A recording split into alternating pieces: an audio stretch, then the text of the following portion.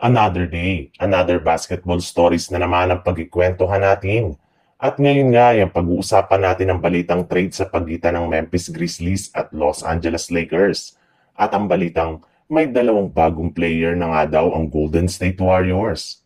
Base nga sa inilabas na balita kahapon, ini-wave na rin naman nga ng Los Angeles Lakers kahapon ang kanilang two-way player na si Trey Jemison para makabuo sila ng bakanting pwesto para mapapirma ang kanilang mga bagong two-player na sina Christian Coloco at Chris Manon.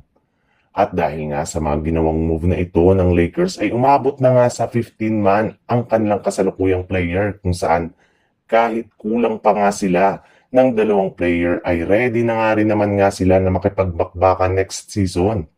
Pero sa kabila nga niyan, ay ibinulgar na rin naman nga ng Lakers na meron pa rin naman nga daw po silang ilang mga bagay na pwedeng i-improve o baguhin sa kanilang kasalukuyang lineup.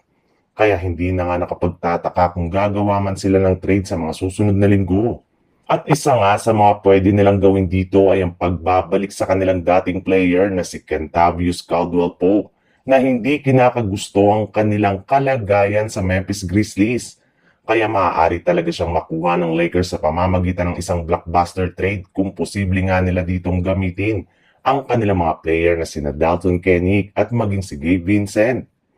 Sa ibang balita naman, malapit na nga na magtapos ang buwan ng Hulyo ngunit hanggang ngayon nga ay wala pa rin inaanunsyo ni isa mang move ang Golden State Warriors sa trade market at free agency market.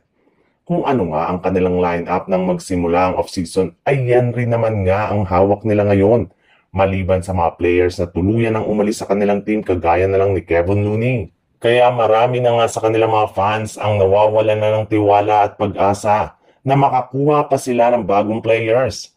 Pero mismo ang kanilang general manager na nga ng Warriors na si Mike Dunleavy ang nagsabi sa harap ng publiko na wala na nga daw pong dapat ipangamba ang kanilang mga fans dahil sinisigurado nga po nila na meron silang makukuhang bago pa man magtapos ang off-season.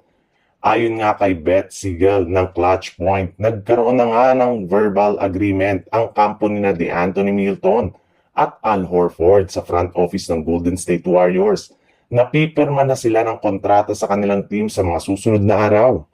Kaya mukhang nakasecure na nga po ngayon ang Warriors ng at least dalawang bagong player ngayong off-season.